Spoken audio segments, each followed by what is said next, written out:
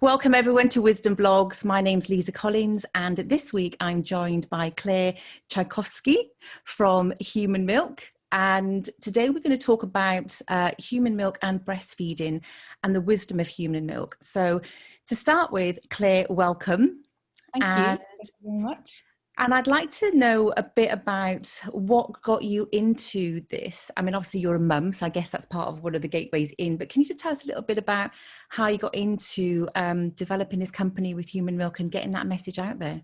Do you know, when we were just talking before we started to record, you said that you've been quite heavily steeped in a sort of, conscious community for decades, and that you knew about health and nutrition and stuff. Same for me. I've, since I was a teenager, really had a very keen interest. I'm 45 now, so I can call it about 30 years of being interested in health and well-being.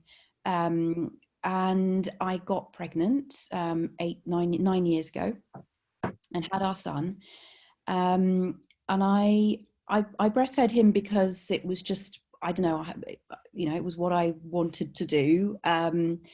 It felt right. But it was only about when he was about a year old that I started to realize that I didn't know anything about breastfeeding, really. I thought he was going to feed for 6 months because that's what I thought babies did. And then he kind of carried on. I was like, oh, hello.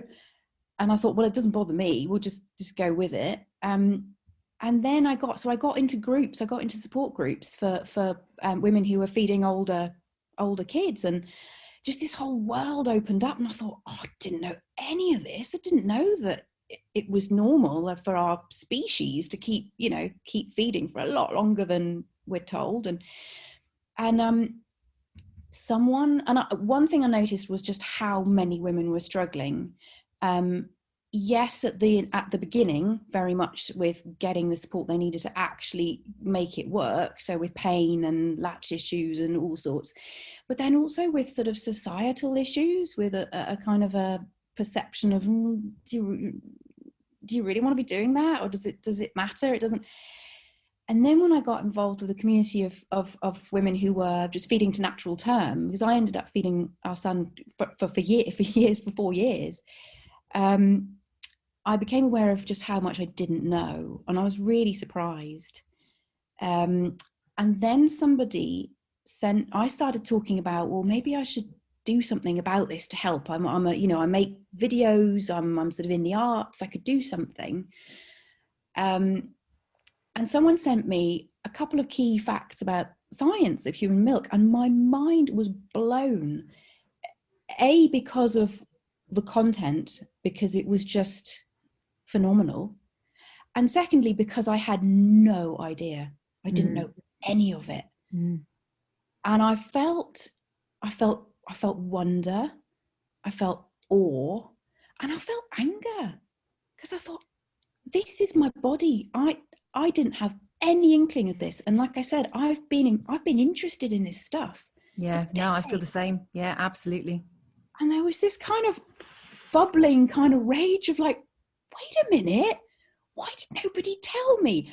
I have spent my life being harassed and being looked at as a sexual, object walking down the street. I can be on billboards. I could, women's bodies are just, I'm going to go off on one now. I might go for it. I'm not, oh God, this is being recorded. No. But yeah, so I really thought, hang on a minute. And just felt really passionate about sharing this information with as many people as I could. And that included friends and stuff. And then I thought, well, do I retrain as a peer supporter, maybe a lactation consultant? I don't know.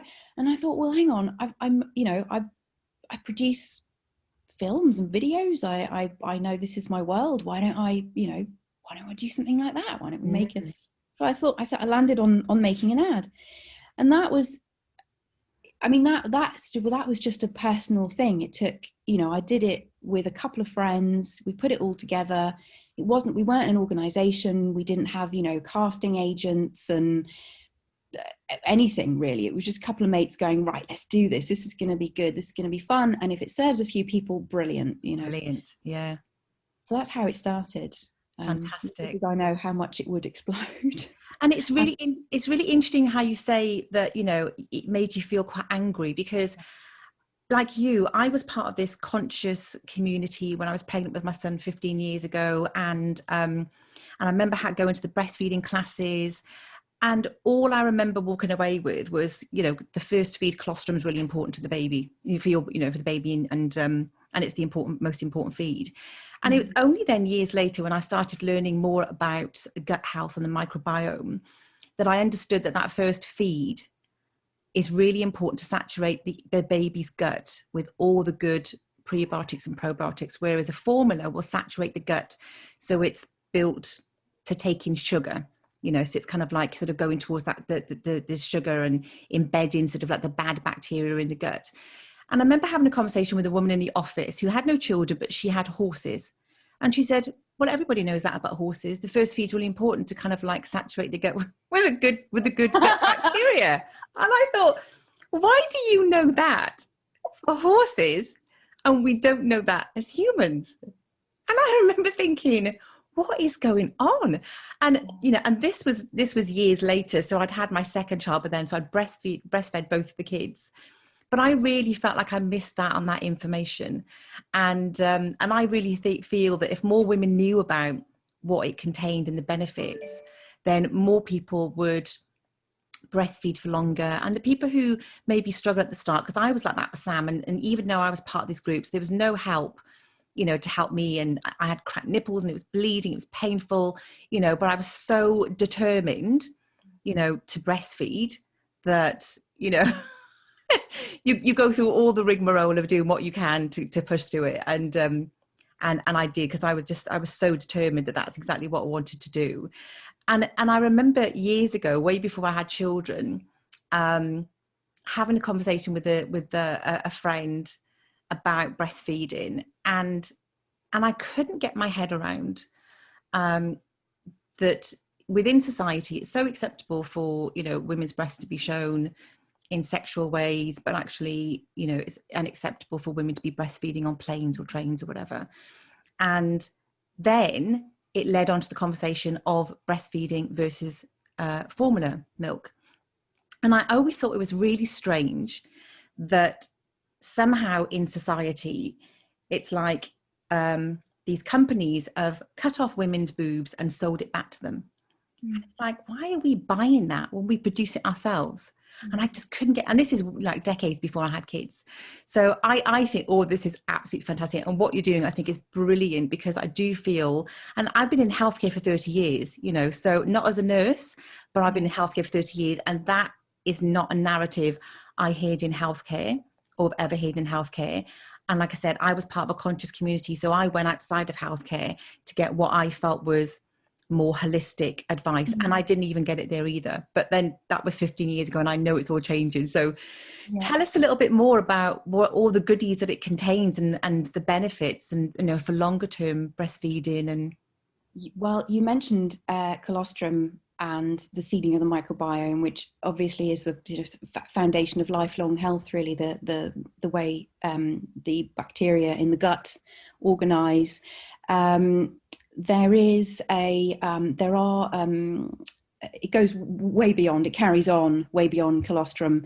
For example, so there are sugars called human milk oligosaccharides.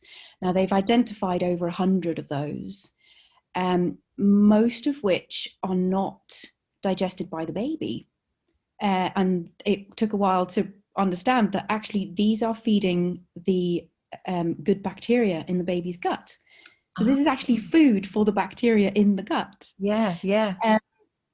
So, but a couple of others that have been researched more specifically, DSLNT has been found to reduce the risk of necrotizing enterocolitis, which is a rotting of the gut, effectively, especially that affects premature babies a lot. So there are key elements. There are functions, other functions as well with those. I mean, human milk oligosaccharides are just one of thousands of elements in human milk, and within that one element, you have over 100, and there may be more that just haven't been found. and what they do is already mesmerizing. And researchers are also saying, well, we're just scratching the surface here of just that one element. And then you go out, and if you look on our website, we've got an infographic of well, it's not all the components, because a lot of those are titles that break down into all sorts of other ones. But you'll see just how vast the composition is. You have elements that are about normal brain development, the vitamins and the minerals that we're used to knowing about that we need, that the body needs. They're a tiny bit. They're all there, but there's a massive other section. So also, I think it's becoming a little bit better known now that there are antibacterial, so components that fight harmful bacteria, harmful viruses as well. We now know that a woman's body will be picking up on those bacteria and viruses in the baby's, whether it's in the baby's body or the baby's environment, and that our bodies actually begin to produce the antibacterial and antiviral components that are fed back to our baby through our milk, within the day. So the WHO estimates that over 800,000 infants are dying globally every year because they're not being protected by those components, those by human milk. There are also around 20,000 women who are dying from breast cancer, the risk of which is vastly reduced through breastfeeding. So it is a matter of life and death in many situations. In the UK, babies still get sick, but we have immediate access to doctors, and healthcare, and medication. You can access that within the hour if you're in the UK. If you're in somewhere where you have to walk for a day to get to a clinic, you're going to lose your baby. Yeah. So it's So there are components that in the laboratory kill cancerous cells. There are stem cells, those cells that are actually the foundation of all of our organs, and that are used in treatments for dementia, Alzheimer's, diabetes. Their stem cells are being researched for all sorts of illnesses. So there are components that I certainly didn't expect to find. The image that's coming to mind when you're speaking is that we grow this baby in our tummy for nearly 10 months, and it feels like the breastfeeding is more about that continuous growing of that life form, and not in a sense of just nutrition, because of course we all need nutrition for that growth, but it doesn't feel like it's nutrition for energy and production. It feels like it's nutrition for that continued growth that they would be getting from inside our tummy. That's the image that I got. And it's almost like then it's been, I can see how easily then that if that's disrupted, then that life form is really not going to get the full benefits of that continued growth, or it's not going to reach its fullest potential, fullest expression. That's just sort of, I'm a very visual person. That's just the image that came to mind then when I heard you speaking, because it is so much more than nutrition, because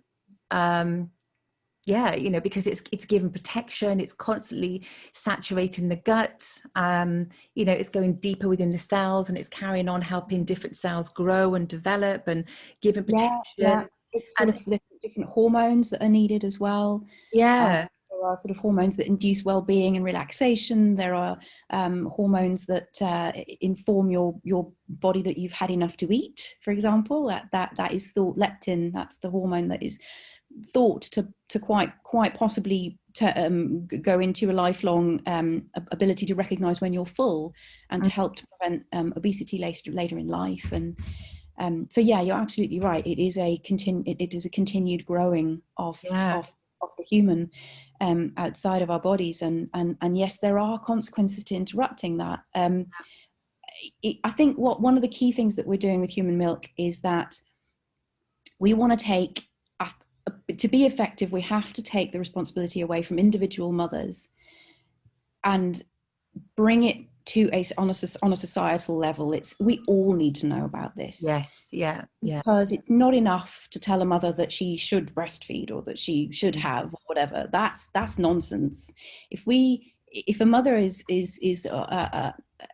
in living in a community that doesn't know that there is any difference between human milk and the alternatives, I think it's actually natural, especially in a culture like ours where there is a lot of struggle, because we don't see breastfeeding very often.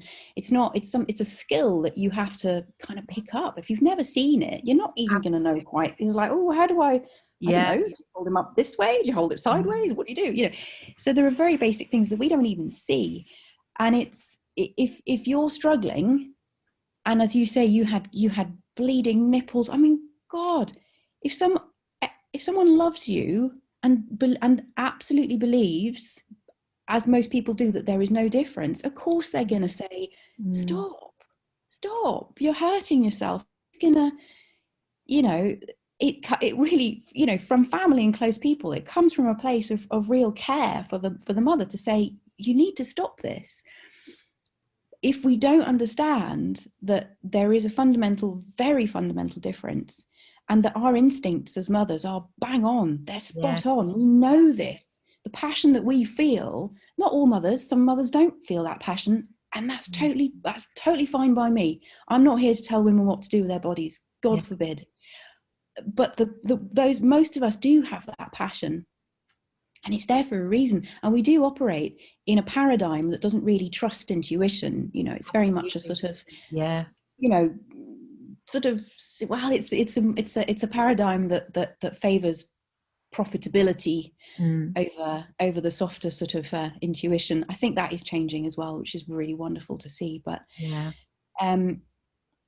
if so, Human Milk really was set up after the ad went viral, and it took off in unbelievable ways. I spent the following 3 years replying on a daily basis to messages from universities, hospitals, healthcare professionals, breastfeeding support groups, asking if they could use it to educate both their staff and to help the parents that they support as well, and the infographic. And then we started going, okay, I was totally taken by surprise, completely burnt out in the end.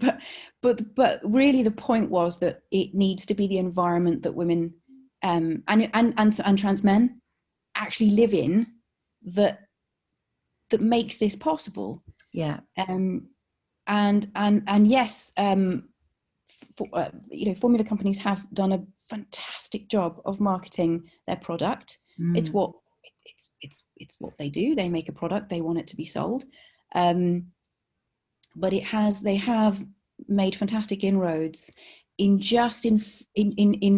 implementing this global idea that there's really not much difference, and that the difference is negligible to the point where it offsets any trouble that you might have at the beginning. So, you know, women are going to even to healthcare professionals, their GPs, and the GPs are also of the belief that it doesn't really matter, and that this woman's mental health is more important, that her yes, it is.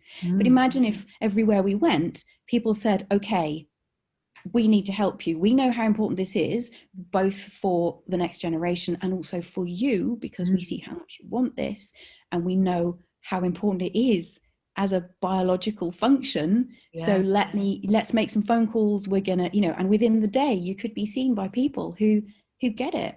Yeah, totally. So really it was a really a movement, an education movement for the general public. Yeah, it definitely feels, doesn't it, like a social change movement around education. Yeah, because it's not enough to tell an individual woman that she should have done it differently, or that she, you know, could have, or we've just birthed, we're exhausted, we're vulnerable, I was all over the place. I mean, me too. You know, you know, I was delirious with exhaustion, and thank God breastfeeding just worked. It just worked. It clicked and it worked, and thank goodness, because if that had been an issue on top, I was in hospital for 3 days after the birth.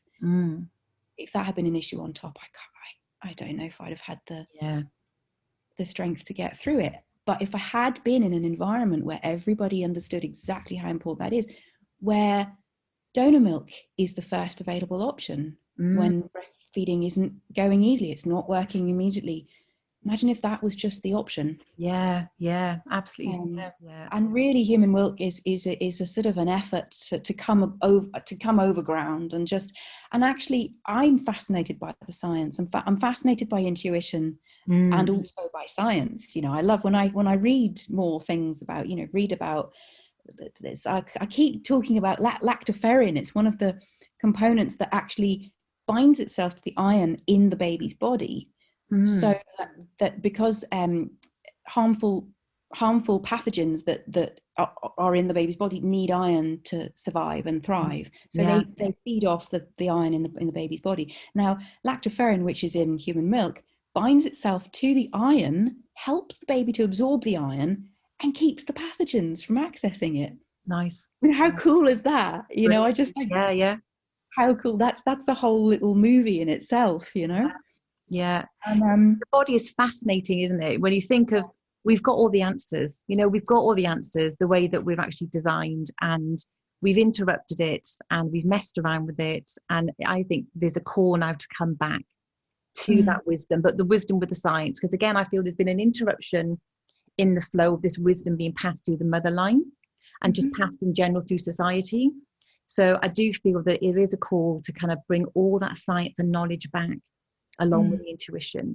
And people like you are doing that. You're pioneering this, which is absolutely amazing.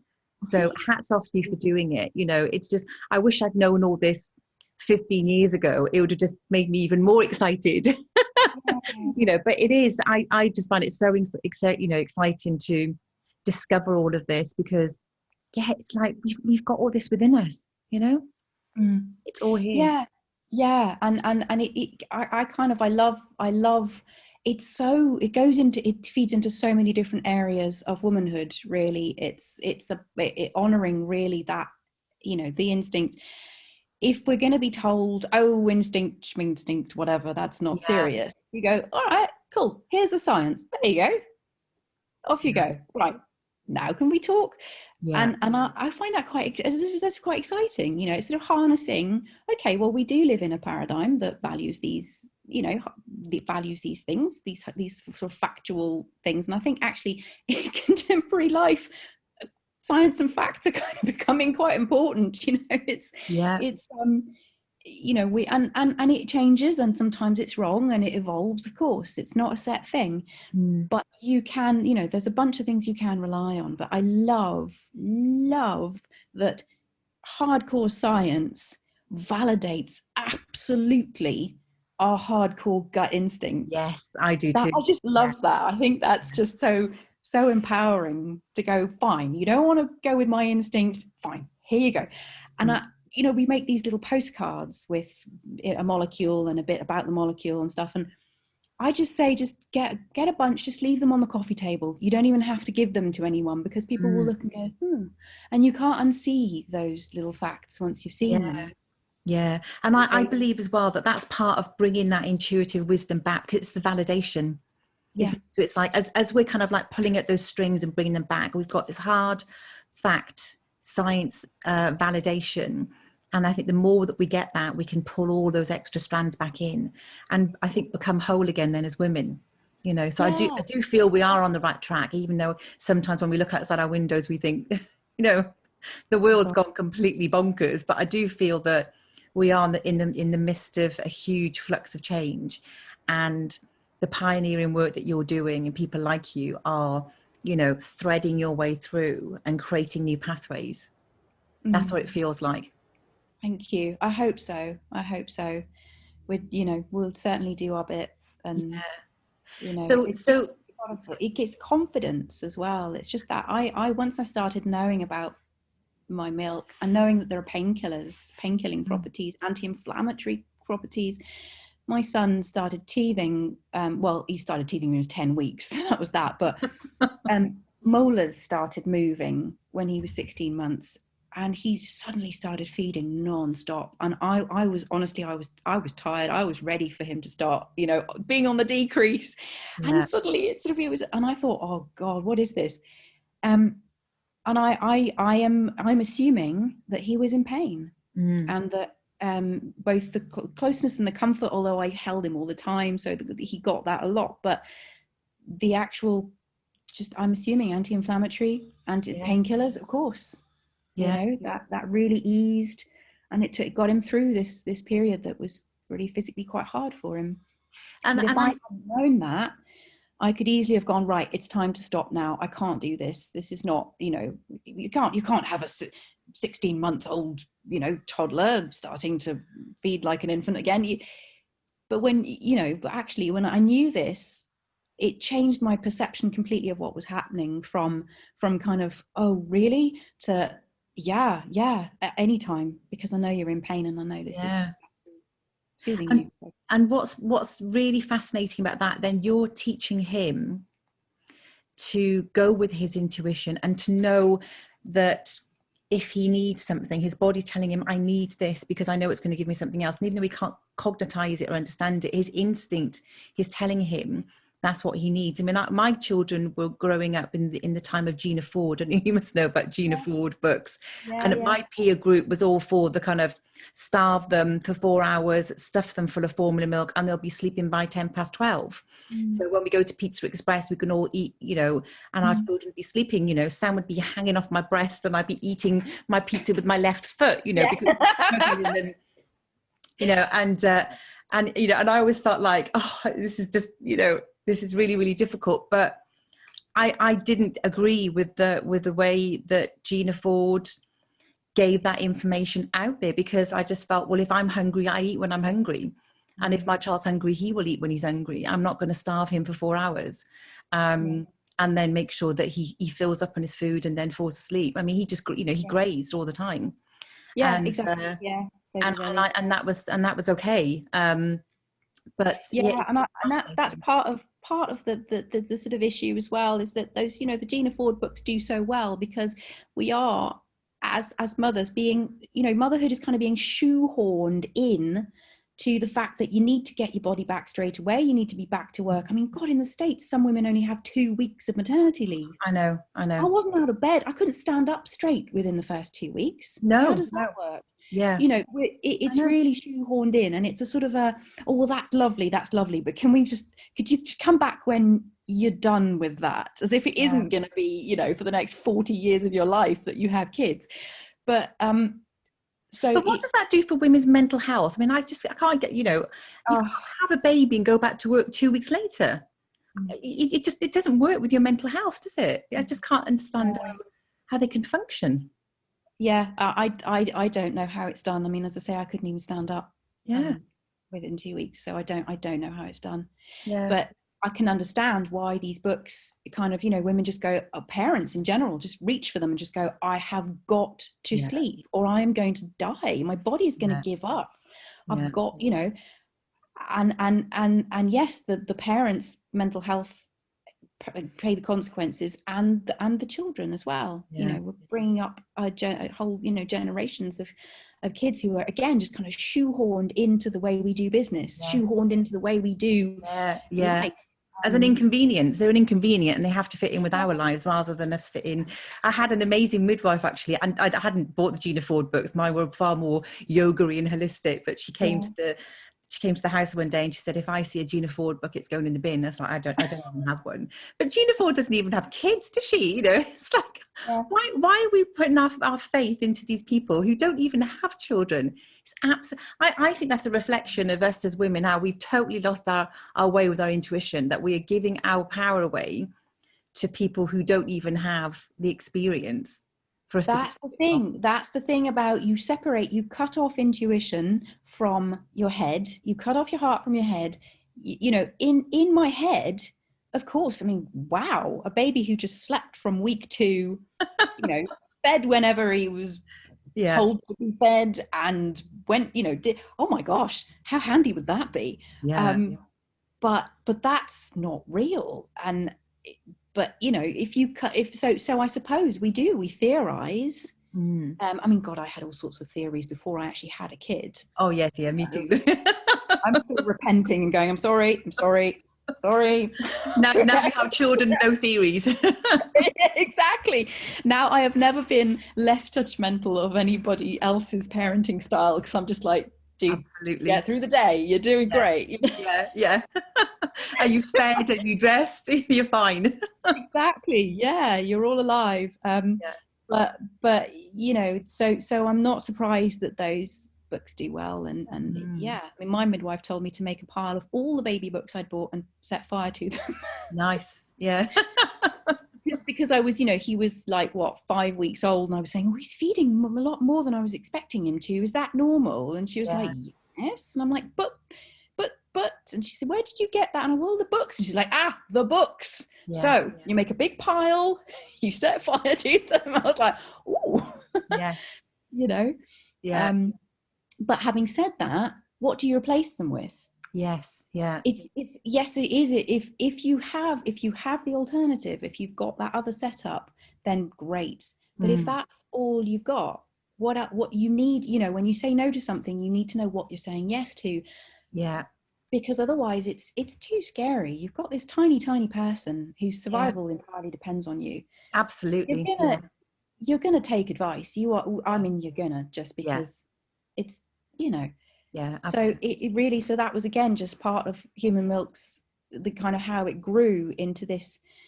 Okay, well, here's what else. Here's an alternative. You can take it or leave it. I'm not about to tell anyone what to do.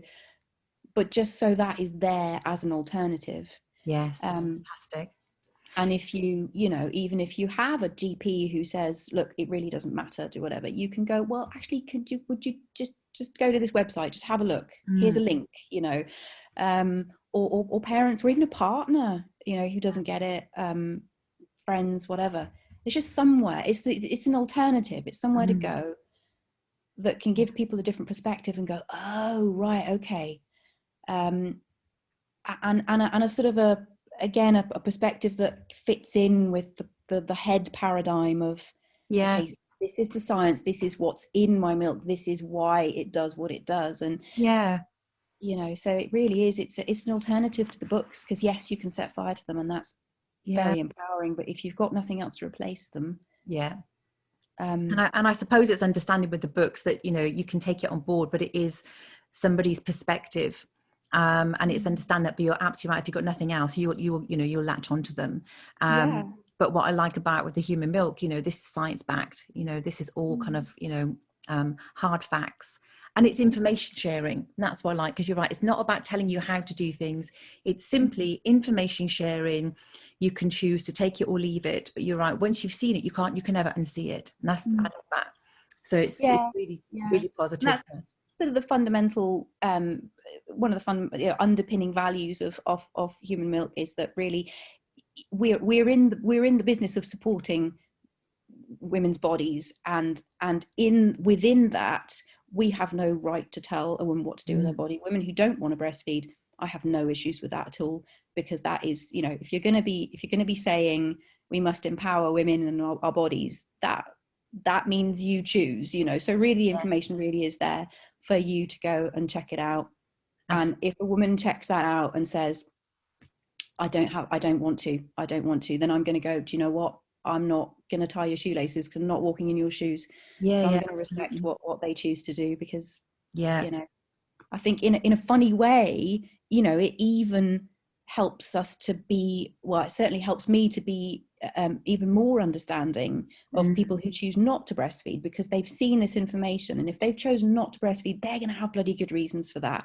I agree. And I'm going to respect that, you know. Absolutely. So it's just kind of, we're not walking around going, oh, I'm so frustrated, people don't know this stuff. And you know, you're like, you know, once we all know this stuff and it's normal, I think, you know, ironically for me, it's easier to actually support people who don't want to do it. Because you're right, because the decisions then come from a place of knowledge. They don't come from a place of lack or not understanding or not having access to the information.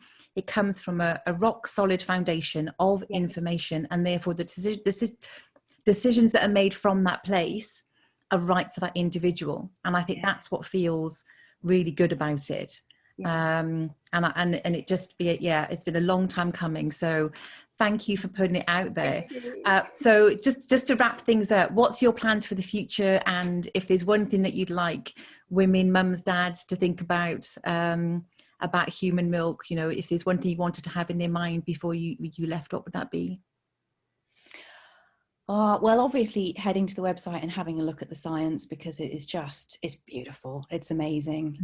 Also, there's a lot of information there about normal infant behavior. So any sort of, this baby's feeding a lot more often than I was told he would, etc.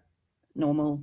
You know, there's a lot of normal behaviors that worry people because we don't know that that's supposed to be happening. So that can also be very supportive. We're going to be developing the clothing brand more, because the education movement needs to be powered by something. It's all been voluntary for now, and also it's a kind of a return to my art background, and the art and fashion, just the changes that you can make through in culture, through sort of pop culture. You know, it's always my background is music and stuff, so it really is. I've been sketching clothes since I was a teenager, so I'm really passionate about really communicating through the arts. So the clothing brand is something that we're looking to develop. We're going to look to find investment for it. It's a great way to message, to get messaging. We're also making clothes that are easy to breastfeed in and don't have zips and flaps. So from a sustainability point of view, we're not selling a short-term piece of clothing, again, sort of pouncing on a mother going, "Ooh, she's pregnant." So, you know, the clothes that you can just keep wearing for the rest of your life, and have a very strong sustainability ethic under there as well. So, and also the idea is that would finance really the education movement. So that's brilliant. So we'll see. Do you know, Claire, I could speak to you for hours on this. I know we've gone way over time, haven't we? Feel free to edit everywhere you want. Oh no, there's lots of good stuff, and maybe what we'll do is get you back and have another chat as well, because you have so much wisdom to share. It's lovely speaking with you. It's really fun speaking with you too. Thank you. So thank you so much. And if you liked what we talked about today, please hit the like button and share with mums and dads, as I said, who you think might find this really, really useful. And let's get the word out there and share this education with everybody, because it's really, really important information for everyone to know. And thank you for listening. Thank you for watching, and stay safe and take care. Thank you. Thank you.